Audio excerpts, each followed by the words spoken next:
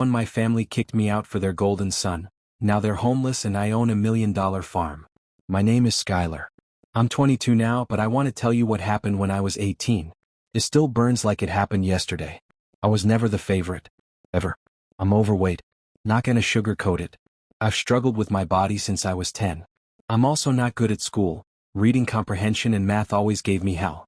I tried, but I guess I never tried enough for my parents. Then there's Kyler, my younger brother by 2 years, the golden boy. Average grades, average talents, but with a decent face and just enough charm to make everyone love him. To my parents he was perfect. To him I was garbage, something that happened to be in the way. Our home wasn't huge. We shared a room for years, which honestly was miserable for me. Kyler used to call me names under his breath. He'd laugh when I struggled to get out of bed or when my clothes didn't fit right. He even once told his friends I wasn't his brother, that I was just some poor foster kid they had to feed. And my parents? They did nothing. If anything, they blamed me for causing drama. If he needed more space, I should understand. If he needed peace and quiet, I should go outside or take a walk. And when I turned 18, the very next day after my birthday, my dad called me into the living room. No cake. No celebration. Just my parents sitting there with straight faces. They said, "Kyler needs his own room to focus on his studies. You're 18 now. You're an adult. We think it's best you find your own path." I was stunned. No warning. No preparation. Just find your own path, like I was some burden they couldn't wait to drop. I left with a backpack and the $80 I had saved doing odd jobs. That night, I slept in the back of a friend's old truck in their driveway. I didn't cry. I didn't scream. I just stared up at the ceiling of that truck and promised myself one thing: I will make it. And one day they will regret ever throwing me out. After my parents kicked me out, I was desperate. I applied everywhere. Fast food joints, grocery stores, gas stations. Hell, even one of those shady flyer distribution gigs. No one would hire me. I didn't have experience, didn't look the part, and smelled like sweat and shame from sleeping rough for days. I spent a week crashing in random places. A friend's truck, a park bench, even a public library bathroom one night just to stay warm. Every rejection crushed me a little more. Every glance from a stranger made me feel smaller. I was hungry, humiliated, and completely alone. That was until Sarah. She was my childhood friend. Back in elementary school, before I started gaining weight and before Kyler became everyone's favorite. She moved away when we were in 7th grade and I hadn't seen her in years. But that day, exactly 1 week after I was kicked out, I was sitting outside a pharmacy half asleep when I heard a familiar voice say, "Skylar?" I looked up. I didn't recognize her at first. She had grown so much in the best way. But when she smiled, I knew it was her. We talked. I didn't want to tell her the truth at first, but she saw through my fake smile. I broke down. I told her everything, how my parents kicked me out, how I had nothing, how I felt like trash in everyone's eyes. And you know what she said? "Come with me. You don't belong here. My dad owns a farm. It's outside the city. We're not rich, but we're kind. And we could use help." I was speechless. I asked, "Are you sure?" She just nodded and said, "You helped me with math homework for years. Let us help you now." That night I left the city with her. No phone. No suitcase. Just the same backpack and broken heart. But that farm? It became the place where everything changed. I started working the very next day. It was hard work. Early mornings, sore muscles, dirt under my nails every day. But no one mocked me. No one made me feel less than.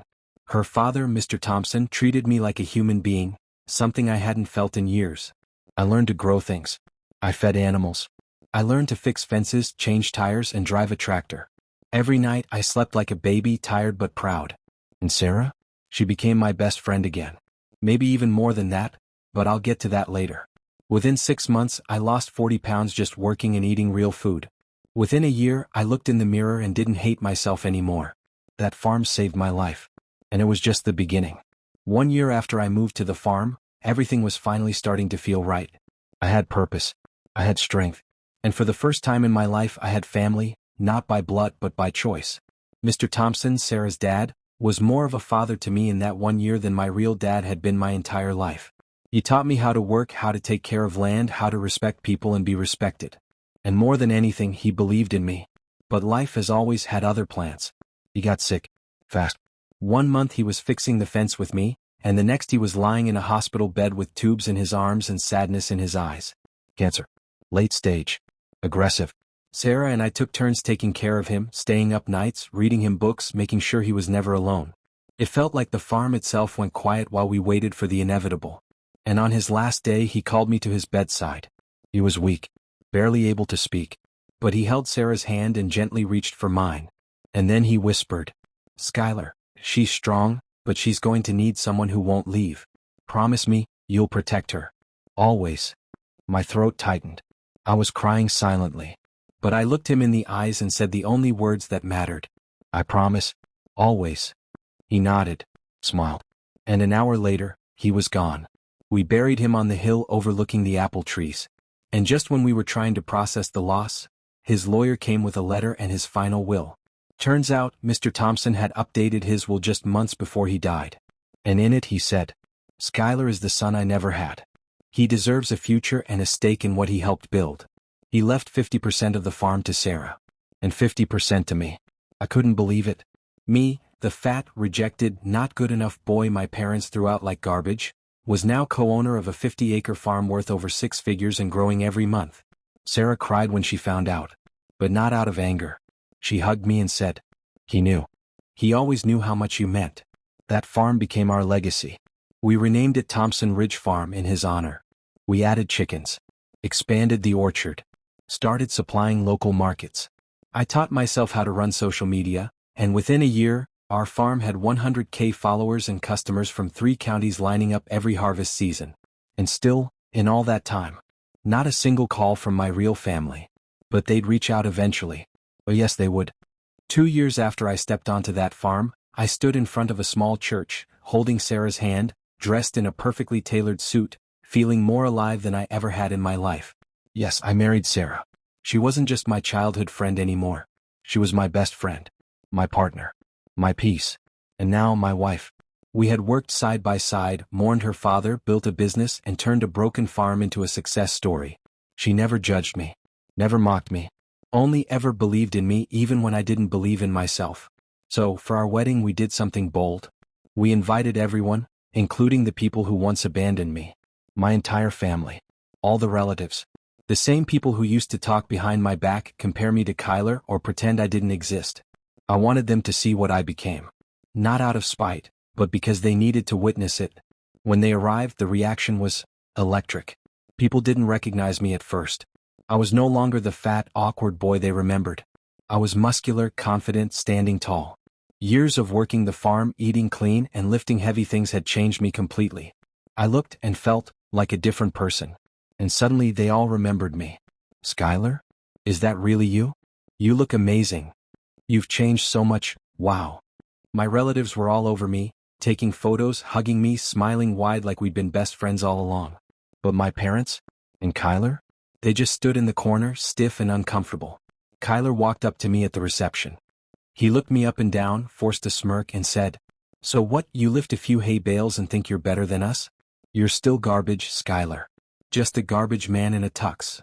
The music almost stopped. Everyone nearby heard it.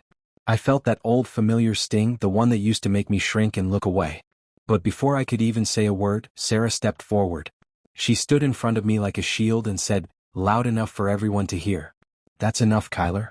This garbage man built a life, a business, a legacy, while you still rely on mommy and daddy to clean up your mess. You don't get to talk to my husband like that, not anymore." There was silence. Then one of my uncles clapped. Then a cousin. Then more.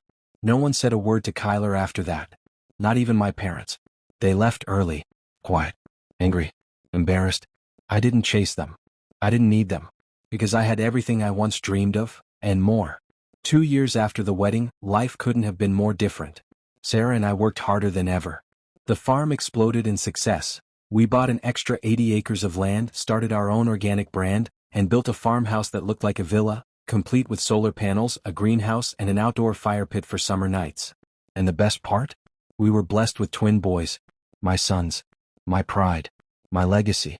For the first time in my life, I was surrounded by love that was real. No lies, no shame, no favoritism. Just a real family. Then, one afternoon, I was walking back from the barn when I saw something that made my stomach twist. A black SUV pulled into our property. A step. My parents. My brother. And his wife. I hadn't spoken to them in over a year. No calls. No messages. No birthday wishes. Nothing. But now, suddenly they were here, smiling like nothing had ever happened. My mom walked up first. "Skylar, we just wanted to meet the babies." My dad followed with, "We've made mistakes, but we're still your family." Kyler didn't say much. He just stood there with his arms crossed and sunglasses on, like he was above it all. His wife, though, I remembered her from the wedding. Pretty. Bang. Fit. Sarah and I exchanged a glance. She was uncomfortable, but being the kind soul she is, she offered them to stay the night in the guest wing. One night. That's all. Big mistake.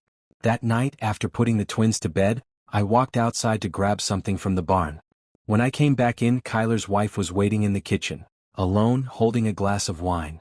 She looked me up and down and said, "You know, you turned out really well, Skylar." I was confused. I said nothing, just awkwardly smiled. Then she stepped closer. Close enough to smell her perfume. She leaned in and whispered, "I bet you've never had a real woman. I can do things your little farm wife can't even imagine." I froze. My own brother's wife. Flirting. Coming on strong. Right in my kitchen. In my house. Before I could even respond or push her away, I heard a voice behind me. "Get out, Sarah." She had walked in holding one of the baby monitors, and she heard everything. She didn't yell. She didn't scream. She just stared at Kyler's wife with the kind of cold fury I'd never seen from her before. "You want to flirt with my husband in my home? In front of our children? Pack your things. All of you, out. Before I call the sheriff." Kyler's wife started denying it, but I cut her off. "I don't owe you any explanations. We gave you one night. You crossed the line." My parents tried to calm us down. My brother looked embarrassed but didn't even try to defend me. And that was it. They were gone before midnight, kicked out of a villa they once thought I'd never deserve by the fat failure they'd discarded. Sarah stood next to me after they left, arms folded, and said, "They came to see what they could take, not what they could give. Now they'll never come back." And she was right. It had only been 2 days since we kicked my toxic family off our property. Sarah and I were finally breathing again. We thought that was the end of it, a clean break, the final chapter closed. But then, a sheriff's car pulled into our driveway. I stepped out, wiping my hands from fixing the greenhouse panel, and he nodded respectfully but firmly. "Are you Skylar Thompson?" "Yes, sir." "Is everything okay?" He handed me a manila envelope. "You've been served. Court dates in 4 weeks." I opened the envelope. I was being sued. By who? My parents, my brother, and his wife. The claim? Emotional distress, slander, wrongful eviction, and theft of family inheritance. I couldn't believe what I was reading. They were accusing me of kicking them out violently, saying Sarah assaulted Kyler's wife, absolutely false, and that I manipulated Mr. Thompson into giving me the farm, which they now claim should have rightfully gone to the family's real bloodline. The same farm they laughed at. The same land they kicked me out over. Now they wanted it. I was furious. My hands were shaking. But Sarah, always my anchor, took the envelope, read it quietly, and said, "They're desperate. That means we're winning. Now let's burn them legally." We called our lawyer immediately. Thankfully, I had already registered the farm, business, and everything else with bulletproof documentation. Witnesses, contracts, and a video will from Mr. Thompson himself. Oh, and remember all those relatives who saw what Kyler's wife tried to pull at the wedding? They were more than happy to testify. Still, I wasn't prepared for just how messy this case would get. 4 weeks later, we stood outside the courthouse, my wife holding my hand, our lawyer beside us, and reporters already sniffing around after hearing the drama over a millionaire farm couple being sued by their own blood. I was nervous. Not because I'd done anything wrong, but because you never know how dirty people will play when they've got nothing left to lose. Inside, the courtroom filled up fast. My parents sat on one side, fake sad expressions in place. Kyler? He looked sharp in his suit, the same smug look on his face like always. Like this was just another game he was playing. Like he'd already won. The case started with their lawyer throwing every lie imaginable. They were violently thrown out. They were humiliated in front of the entire family. The farm was stolen through manipulation of an elderly man under medication. The judge asked if they had any proof. They didn't. Then came our turn. Our lawyer laid out. White heavy checkmark Mr. Thompson's video will leaving 50% to me. White heavy checkmark proof the farm was legally registered and transferred. White heavy checkmark statements from guests at the wedding, including relatives, who witnessed Kyler's wife flirting with me and being politely removed. White heavy checkmark screenshots of threatening texts from my brother days later. Kyler's face started to shift. But then, everything changed. During the lunch recess, I got a call from an old high school friend, Josh, who works in finance. His voice was tense. Dude, I just found out something about your brother. He works at Huntington and West Bank, right? Yeah. Why? Skyler. He's under quiet internal investigation. Rumors say he's been covering gambling debts by borrowing money from client accounts. If that comes out during this trial, he's done. Like federal time done. My blood ran cold, but not from fear. It all made sense. Kyler was desperate. He didn't want the farm. He wanted money. Fast. I told my lawyer and she smiled, the kind of smile that meant this case was about to end today. Back in court, our lawyer calmly asked the judge if we could present additional character concerns of the plaintiff, namely Kyler, related to financial misconduct. Kyler immediately stood up. Objection, Your Honor. This is irrelevant. But the judge allowed it and we dropped the bombshell. The defendant has received credible information from a financial institution whistleblower that Mr. Kyler, last name, is under investigation for gambling with client money. Kyler's lawyer literally turned to him and said, "You didn't tell me that?" My parents looked horrified. The judge paused, then said, "I suggest the plaintiffs reconsider pursuing this case further. This court does not take kindly to wasting time, especially not from those under criminal scrutiny." Case dismissed. Just like that. And Kyler? He stormed out. 2 weeks later, the investigation went public. He was fired, his accounts frozen, and last I heard, he's facing charges. As for my parents, they haven't spoken to me since. Which is fine. Because I've got my own family now. A loving wife. 2 beautiful sons. A business built from dirt and grit. And peace they'll never know. It had been a year since the courtroom drama. Kyler was officially blacklisted from every major bank in the state. His license. Gone. His trial for embezzling client funds was ongoing, and he was out on bond, staying far from social media and even farther from reality. My parents? They sold their house to cover his legal bills. Retired early, not because they wanted to, but because they had no choice. Their golden child had sunk the ship they tied all their hopes to. Meanwhile, Sarah and I? We kept building. We opened a farm-to-table cafe in town. We hired people from the community. Our twins were growing fast, smart, healthy, full of love. And our land was now worth millions. Then one rainy afternoon, I heard a knock at the front door. I opened it to see a sight I'll never forget. My mom, my dad, Kyler, and his wife. Soaked, tired, humble. They looked nothing like the proud, arrogant people who once kicked me out with a trash bag and no goodbye. My mom was the first to speak. "Skyler, we lost everything. We don't know where else to go." Kyler didn't look up. His wife, eyes red, silent for once. My dad cleared his throat. "We're not asking for much. Just a roof. Just until we can figure something out." I let the silence hang in the air. The same kind of silence they gave me on my 18th birthday. Then I said calmly, "No." My mom's face twisted. "What? But you have all this space." "Exactly. And I built all of this without a single ounce of your help. You kicked me out to give Kyler space. Now you can go find some for yourselves." I started to close the door but paused. One more thing. I stepped outside and pulled a folded letter from my coat pocket.